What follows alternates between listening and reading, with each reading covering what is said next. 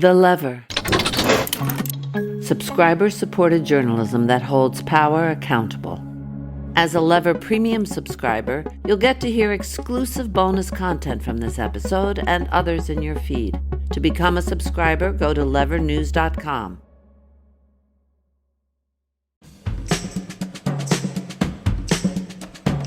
From the Lever's reader-supported newsroom, this is Lever Time. I'm David Sirota. If you've been watching the NBA Finals this week, you've probably been asked to make a bet on who's going to win it all. I don't mean figuratively either. The NBA is literally asking viewers to gamble through a partnership with a company called FanDuel.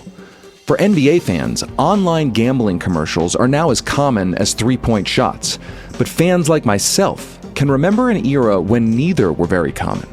Today, fans, particularly young adults, are bombarded with calls to gamble, and not only on basketball.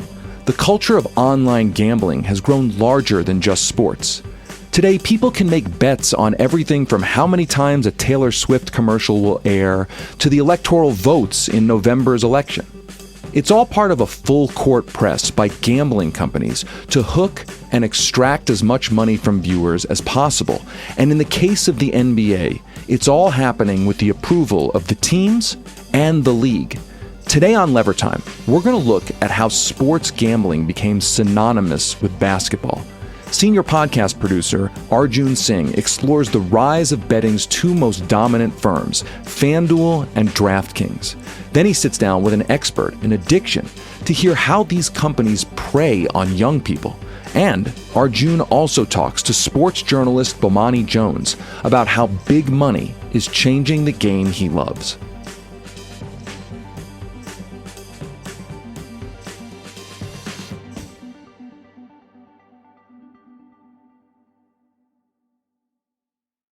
When it comes to NBA basketball, I'm kind of a Rip Van Winkle. I was really into it when I was a kid growing up in the Philadelphia area. But then after too much heartbreak watching my favorite Sixers teams lose, I gave it up for about 20 years. But then I recently came back to it when my kids and I got into the Nuggets here in Denver, where I now live. And when I woke up and re-engaged after 20 years, I noticed two new things. One, there are a lot more three-pointers in today's basketball. And two, sports betting has become an invasive part of the game. Look, sports betting was definitely out there when I was a kid. One of the first huge scandals I can remember was in 1989. That's when one of my favorite Philadelphia Phillies, Pete Rose, was thrown out of baseball by Major League Commissioner Bart Giamatti. Mr. Rose has accepted baseball's ultimate sanction, which is lifetime ineligibility. This sorry episode began last February when baseball received firm allegations that Mr. Rose bet on baseball games and on the Reds games. Such grave charges could not and must never be ignored. Side note, Pete Rose may have been on the Reds, but he'll always be a Philadelphia Philly to me. I also remember how sports betting was the central way the villain Biff in the Back to the Future series made his fortune. All right, Pops, what's the gag? How did you know what the score was going to be? I told you, it's in this book. All you gotta do is bet on the winner and you'll never lose. Another side note, Back to the Future screenwriters have said that Biff was based in part on Donald Trump. So look, sports betting has always been a thing. But it was the kind of thing people had a bookie for or had to go to some special storefront to place bets. Sports betting wasn't everywhere. It wasn't on our mobile phones. It wasn't commercially advertised during the games people were betting on. And it wasn't actually sponsoring league play. So something has changed. Today, when you watch an NBA game, you're going to get celebrity ads for DraftKings. Heck, the icons on the screen showing scores might be sponsored by Fanatics Sportsbook. This shift from accepting to celebrating gambling was no accident. As with everything in America, there was a huge lobbying campaign to change laws to make betting not just ancillary to sports, but a central part of sports culture. So we're going to go to Lever Time's senior podcast producer, Arjun Singh, to explore exactly what happened, find out exactly who made it happen, and look at whether this is really what we want from our country's multi-billion-dollar sports industry. I mean, my first experience was very simply just like watching their just kind of carpet bombing of commercials in 2014, it really began where FanDuel and DraftKings were just like spending a ridiculous amount of money on ads on NFL Sundays, where basically you switch to commercial and you'll see a FanDuel or DraftKings ad. And I was just kind of curious. Albert Chen is a journalist and the author of Billion Dollar Fantasy, the high-stakes game between FanDuel and DraftKings that upended sports in America. I logged into this app, and, I didn't necessarily think of it as sports gambling. I saw it as a new version of fantasy sports where you could win and lose money based on how your players that you picked did that particular night. Albert's describing the first time he used the app FanDuel, a sports betting app. Sports fans probably know FanDuel or its main rival DraftKings because of those commercials that air multiple times during games. FanDuel Casino has your chance at the number one feeling, winning. Winning ranks higher than any other feeling. Higher than numbers. And NBA fans probably have a particularly unique experience when it comes to FanDuel. And not just because they've had to watch those same weird commercials with Charles Barkley talking to a younger version of himself dozens of times during games. I wish fans could have bet on my favorite player, Young Chuck. Hey, my man. Hey, look at this place. We live here? Yep. How old are we now? Online gambling companies are seeing explosive growth as more states have moved to legalize online gambling, and their prominence within game broadcasts has grown. And in the case of FanDuel, the NBA even owns a stake in their growth. Last year, the American Gaming Association estimated Americans put almost $120 billion down in bets last year. And today, 38 states and Washington, D.C. have legalized sports betting. Sports betting's nothing new. Its roots go back thousands of years to ancient Rome, and possibly even before that. And for decades in the US, it's been a mainstay at casinos. But online betting is something totally different. Utilizing smartphones, companies like FanDuel and DraftKings have leveraged two things that have controversially been linked to addictive behaviors: gambling and social media. Sportsbooks aren't the first industry to leverage the smartphone's unique connection to users to juice an industry for profit.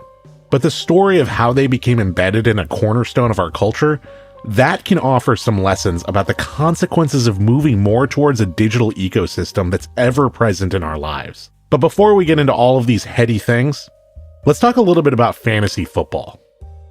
Fantasy sports has been around for a really long time. Its origins really kind of begin in the 70s when, a group of guys, basically big sports fans, got together at a restaurant and said, oh, yeah, it'd be kind of cool if we were able to draft players and see who was the smartest sports fan wannabe GM among us, and draft players and basically compete against each other based on how those players did over the course of a season. Like the name says, it all began as a way for sports fans to live out their fantasy. But like real sports, people figured out pretty quickly it was another thing to wager on. There was always money involved because things are always kind of more interesting and more fun when there's money involved. But it was very much just kind of casual sort of pools. But at the end of the day, it was very low stakes. And it was all about the social aspect of it. A lot of these fantasy sports leagues, they've always been about the social aspect, which is getting together, drafting the players, and having a great time while you're drafting the players. And by the 2010s, tens of millions of people were participating in fantasy sports, and a whole cottage industry sprang out catering to it. ESPN started to publish fantasy strategy guides, and the business press like NPR's Planet Money, they started to take note of how much money can be made in fantasy sports. Yeah, we do all this reporting here about the economy and how money creates more money, how economic activity leads to more economic activity, more businesses being created, more sort of side businesses showing up. And you can actually see this happening, new businesses being born every day out of thin air in the fantasy economy. Really was this massive thing where I think a lot of the sports leagues, including the NBA, started to see the huge popularity in fantasy sports and saw that there were just so many fans that were just tuning into games to see how their fantasy sports league was doing, to see how their players were doing, to see how the players they drafted were doing. And that's a lot of eyeballs. That's a huge audience. And that's where FanDuel and DraftKings enter the picture. And now, humanity has outdone itself because DraftKings.com combines one-day fantasy sports with winning life-changing amounts of cash. Introducing DraftKings $10 million Fantasy Football World Championships. Before 2019, it was extremely hard to gamble on sports. In fact, it was illegal to gamble on sports pretty much everywhere outside of the state of Nevada. So FanDuel is from the UK. They were started in 2009. DraftKings comes into the scene 3 or 4 years later. They're founded in Boston. And these two companies very quickly become rivals because they are competing for this massive market of fantasy sports fans who are just waiting to spend money on sports. And so FanDuel came up with this idea that others had tried. They were part of a group of companies that created this game called Daily Fantasy Sports, which was a variation of fantasy games, which was essentially fantasy sports where you could play every single day and you could win money every single night. Which also means that you could lose a tremendous amount of money every single night. Companies like DraftKings and FanDuel initially exploited a loophole in the way gambling is regulated in the U.S. Prior to states legalizing online betting, firms that marketed fantasy sports, they were able to do so because fantasy is considered a game of skill rather than a game of chance, which most other forms of betting are considered. Here's one of FanDuel's founders, Nigel Eccles, talking about it in 2016. Fantasy sports is a game of skill. There's a very clear distinction in state law that gambling is a game of chance, and whereas something is a game of skill, if it's skill predominant. There's also case law that backs up fantasy sports as a legal game of skill, and there's also a federal law that reinforces again that fantasy sports is a legal game of skill. It's been played since the 1960s. Operating in that legal gray zone, FanDuel and DraftKings soon bombarded the airwaves with commercials enticing people to sign up. Basically, every NFL game alternating DraftKings and FanDuel commercials. In 2015, those commercials would appear on an NFL game every 90 seconds, either one ad from FanDuel and DraftKings. At DraftKings, we play for glory, for bragging rights, for fantasy football supremacy. But we also play for this, the giant check. And it got to a point where these two companies in the fall of 2015 were the two biggest TV advertisers in all of America. Bigger than Geico, bigger than any car company. And they were just willing to spend that kind of money on ads and marketing. And that's how they just brought in a lot of customers, a lot of users. But at the same time, they were spending a lot of money that they were able to raise from venture capital and private equity investors who said, let's just spend a lot of money. Let's get all these users. Let's win the market. Let's worry about everything else a little bit later. It wasn't long before sports leagues themselves began to take notice of the amount of fans who are logging on to these things. None more so than the NBA.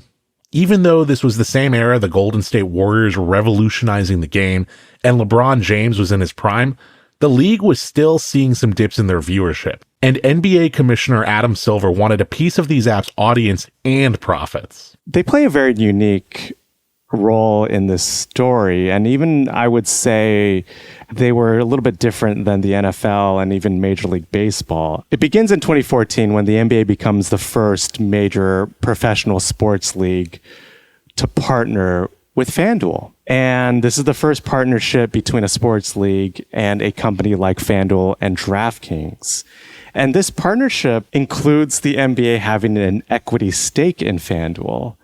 And this moment is hugely important to the stories of FanDuel and DraftKings, of course, because what we'll later see is that the sports leagues and those two companies are just like really intertwined and connected and in very important ways. But what's really interesting is that announcement that the NBA has become the first major professional sports league to partner with FanDuel in 2014, that happens. And the very next day, NBA Commissioner Adam Silver writes an op-ed in the New York Times that really is kind of a watershed moment in the story of sports gambling. Silver would continue to be an outspoken advocate for the mass legalization of sports betting. Here he is in 2016. We know it's going to happen. Bring it into the light. Regulate it. And by the way, tax it. I've been watching the presidential debates. We need money for our infrastructure. It's a good place to get it, from sports betting. There you go. Though the NBA's partnership with FanDuel generated some controversy, it didn't really seem to stop the growth of the industry. But they'd soon get a massive opportunity to expand when the Supreme Court in 2018 struck down a 1992 law that outlawed gambling in most states. And naturally, the betting industry saw a gigantic opportunity. And soon lobbyists were flocking to state capitals all over the country to make the case for legalization.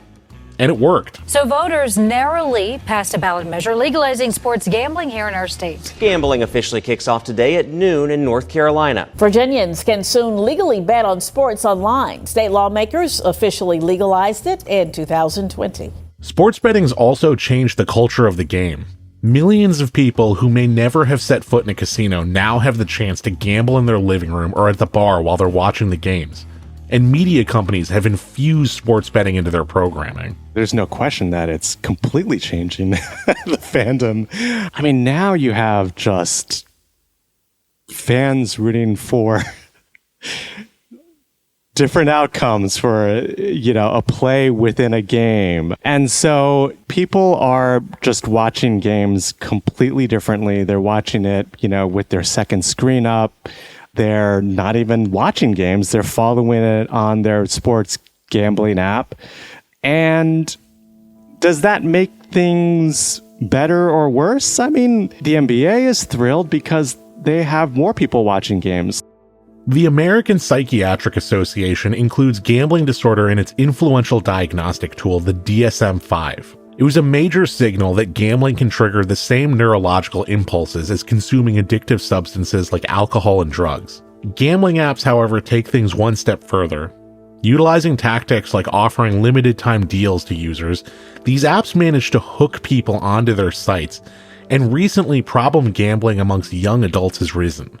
Something some researchers attribute to the rise in normalization of sports betting by state legislatures and leagues. They're making it easier than ever to get started. Once they do get started, you download the DraftKings app, and then you are now getting notifications right to your phone that hey, the night's not over.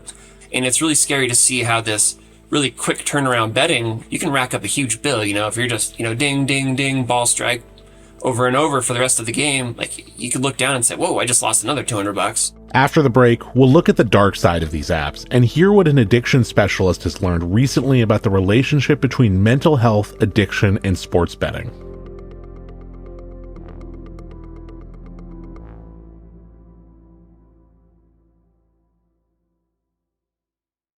So my background is actually more in developmental psychology, sports psychology, studying prevention among young adults quite generally, but specifically my dissertation looked at prevention efforts in college sports teams. So sport has always been an interest of mine personally, and as much as I can professionally as well. Dr. Scott Groppensberger is an assistant professor of psychiatry and behavioral sciences at the University of Washington School of Medicine. He also leads a research lab that looks into, among other things, the relationship between mental health and addictive behaviors. We find it interesting that there's just not a lot of public health perspective on this. They say that gambling in general is one of the most neglected public health concerns out there. And I think that's especially true of sports betting. I think when these states are considering their policies, they're really considering the financial side of it, right? But they really haven't studied it from a public health perspective in terms of what are the correlates, what are the maybe downstream impacts that all of this rise in sports betting is going to have on these other public health indices that they do view as public health concerns, such as mental health, such as alcohol use. One of the first things I wanted to get a sense of was how sports gambling influenced our brains. Gambling behaviors and alcohol use are both addictive at the neurobiological level, both trigger a dopaminergic reward process. And so we see that there are these shared predispositions towards both of these addictive behaviors. There's predisposed vulnerabilities that are at the levels of the brain, genetic levels, behavioral levels. So yes, the long story short is that they are very interrelated. They're very connected.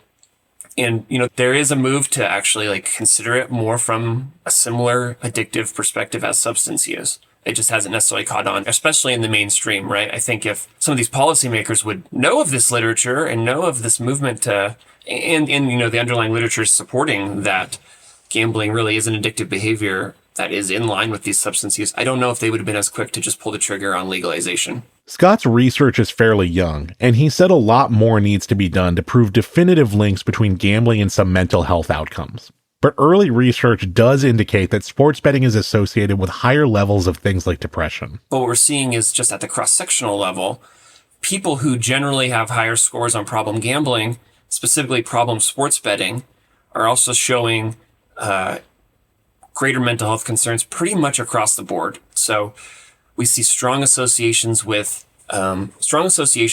problem sports betting and depression, anxiety, psychological distress, stress, even loneliness. And then when we kind of look at the flip side of that coin, looking at indicators of well-being, we're seeing that those who are struggling more with problem sports betting are also reporting lower levels of satisfaction with life, as well as social functioning. So it really is there really does seem to be a link between mental health and just general well-being and engaging in sports betting, but specifically engaging in problem sports betting, like symptoms of problem sports betting. For their part, FanDuel and DraftKings have both repeatedly said that they take the issue of problem gambling very seriously, and they prominently feature helplines for those suffering from gambling addiction to find help throughout their apps. And it should be noted that a lot of people also participate in sports betting as a form of entertainment without it having detrimental effects on their life. But Scott also told me the rate of young adults reporting problems with gambling has increased, especially in the period that sports betting has become more widely available. Sports betting is also a culture. Peer pressure and the fear of missing out, or FOMO, is actually a very real reason many keep gambling. I definitely think culture is an important piece to it. And so, I don't want to throw any one particular organization under the bus, but there is sort of this kind of barstool culture. It's sort of an identity that a lot of young adults have, kind of post-college or even during college, but specifically post-college, they kind of identify as being a stoolie. Scott's referring to the media company Barstool Sports. Barstool's controversial culture leans into essentially being an obnoxious sports fan, and they've been frequently criticized for promoting a culture of toxic masculinity, including some cases of misogyny. At one point, Barstool was owned by a gambling company, and they even launched their own sportsbook. The company prominently features gambling across their blogs and podcasts, and they also heavily cater to young adult males.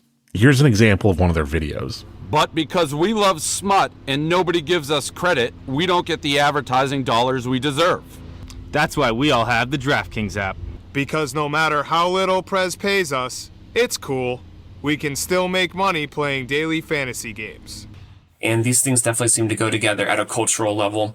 I don't have a lot of hard data on this yet, but there are some qualitative studies that have interviewed people about what's happening when they're sports betting. And it almost seems like sports betting is a vehicle to engage in alcohol use. So there's sort of this expectation among sports bettors that if they have a big win, next round of drinks is on them.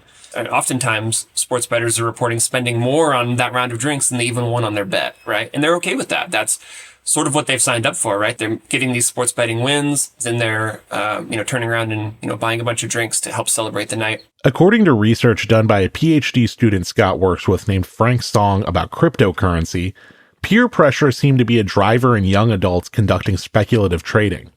And that could help explain why young adults are also driven more to do sports betting. Young adults tend to overestimate how much their peers and how approving their peers are of engaging in behaviors like alcohol use as well as gambling. And so when young adults think that their peers are engaging in, cryptocurrency trading at a much higher rate than is actually true, they think, well, I don't want to miss out on those opportunities, especially when they're young in their financial independence. they're early on in their financial independence. They want to make sure that they're not missing out on opportunities to get ahead. And if they're seeing their friends, brag about maybe the profits that they're making on things like cryptocurrency, they might feel like they're missing out, and it might motivate them to engage in this behavior that they probably wouldn't have otherwise. And of course, there's those annoying commercials that are ever present. Like Albert, Scott's also found the marketing campaigns and media culture around sports betting to have a major influence on people. Sports betting marketing has really been quite outrageous, and especially now that ESPN owns their own sports book, you can't even turn on SportsCenter without them talking about odds. Did this team cover? Did this player meet their prop bet? And so it's become so ingrained in sports watching that it could give the impression to a young adult that, like, if you're just watching without betting, like, why bother watching at all? They're also catering to a much larger audience by offering all these different prop bets. Again, you don't need to know a lot about the sport to get involved. I thought it was sort of funny and sort of interesting that you could even bet during the Super Bowl on how many times they were going to show Taylor Swift, right? Really catering to an audience who doesn't know a lot about football, might not even be interested in that, finding an aspect of the game that they will find interesting and, wagering on it. I sort of view sports betting as easily accessible gateway into more problem gambling. There's enough literature now for me to say that people who engage in sports betting have more problems with gambling in general. I just saw a stat that sports bettors are twice as likely to become problem gamblers relative to those who gamble on, non-sports events. So, suggesting that people who are engaging in sports betting are continuing to engage in other forms of gambling as well. Now they're thinking about sports in a different way. They're looking at sports differently than they had been before, looking at, ways that they could have some skin in the game, I guess, more so than just being a fan. And so I find that concerning. Now that these teams sell for billions of dollars, the approach is going to be different. Like this, sports teams used to be owned by fairly rich people and the occasional corporation. Now they're all owned by extremely rich people. All of them certainly had an incentive to try to make some money off of the team, but now it becomes an imperative in a much different way because of the money that the people are putting into these teams. And so as a result, I think the commercialization of it smacks us all in the face in a different way. Bomani Jones is an award-winning sports journalist and the host of the podcast The Evening Jones. One thing both Scott and Albert alluded to was the changing nature of fandom, and it's something I've thought a lot about as well. As an NBA fan myself, the finals are one of my favorite parts of the year, and at the risk of losing some listeners, I'm all in for my team, the Boston Celtics. But now gambling seems to be the prism some fans view the game. This isn't the reason that any of us got into this. There's not a single person who got into sports because of the gambling. You may have found the gambling after you got there, and it can kind of, put some stakes on something, can make a game a bit more interesting and help you lock in or whatever it is. But nobody showed up because they wanted to gamble. And now, if you were to watch a sports broadcast, no matter the channel, no matter the league, no matter the company, you would think the primary reason that anybody is showing up is so that they can gamble. Now, a big part of this is, especially after the pandemic, where these companies were trying to make up for the money that they lost during those times, the gambling companies opened the faucet and were bankrolling basically the entire sports media industry, and in large part are continuing to do that. They had the money to put out there, and they are pushing it. But when you watch, everywhere you turn, they're telling you the line on this, the line on that. Everybody's advising you, hey, you can bet on this. Hey, this is a parlay that you should check out. Hey, you should do everything else. And notice they're really helping to advertise to you the things that you're not going to win, like the parlay. Like, it's maybe the most fun, but it is the least likely to generate a payout. But it gives an impression that that's the reason why we're here, or the reason that you should be here. And it'll be interesting for younger people as they come up and watching this. They will be molded by the idea that this is a context for the games that previous times felt almost salacious and underground. Like you were aware that people were gambling and people were making, they were doing things against the spread and stuff like that. You were aware that that was a thing.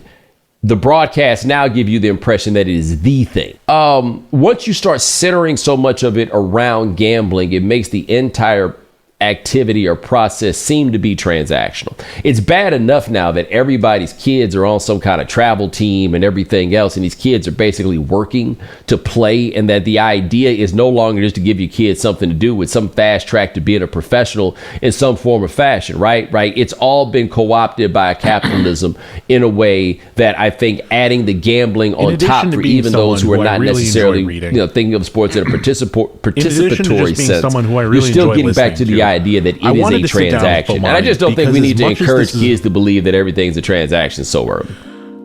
And as much as this is a story about mental health, technology, and the economy, to me, it is a story about basketball. Yes, basketball is a sport and it's entertainment, but it's also a powerful illustration of humanity. The game can bring out the best and worst instincts in people, force them to change for a greater cause, and it emphasizes the spirit of teamwork. And yeah, the slam dunks don't hurt either. But sports betting is changing the game, even for some of the players. Take Jonte Porter, a former player with the NBA's Toronto Raptors. Earlier in this year, Porter was banned from the NBA because he was found to be violating the league's rules around gambling. And the league says that he was even limiting his own participation in one or more games for betting purposes, and betting on NBA games himself. The expansion of sports betting in the NBA in a lot of ways feels like it's taking away from the humanity of that game. But I would say the most underrated thing going right now in our world is human beings. And so much of what we do and so much you see happening in the economy, a lot of it is the eradication of the human being, or like what the human being can provide. That's the discussion of AI, basically. AI can do all these things. Okay, but what about people? Because we need something for these people to actually do. What about people? You ever heard of people? They're right over there and can do a lot of this stuff. And quiet as it kept, might even be able to do it better. You just have to pay them in order to do it. But humans are becoming hugely underrated at this point in time. And once you reduce this to a gambling thing, again, those people stop being people and basically just become widgets. They become inputs. They become variables in an equation when that's the way that you watch sports. I think we're here as long as the gambling companies keep pushing the money into it. The question is, how long are the gambling companies going to be able to do that? Because they're not making money like that. At least the last time I checked. I think the winners in that game are ultimately going to be like MGM, the people who already had gambling stuff set up. Kind of like the winners in television were the companies that were the winners in radio, right? The people that already had the infrastructure in place and then they went from there. I think ultimately that's probably what's going to happen with the gambling. But if these companies aren't making money like that, then what we're going to see is a decrease in the push on the broadcasts and the likes. And I don't think that people will miss those things a single bit if they go away. Thanks for listening to another episode of Lever Time. This episode was produced by me, Arjun Singh, with help from Chris Walker, and editing support from David Sirota, Joel Warner, and Lucy Dean Stockton. Our theme music was composed by Nick Campbell. We'll be back next week with more episodes of Lever Time.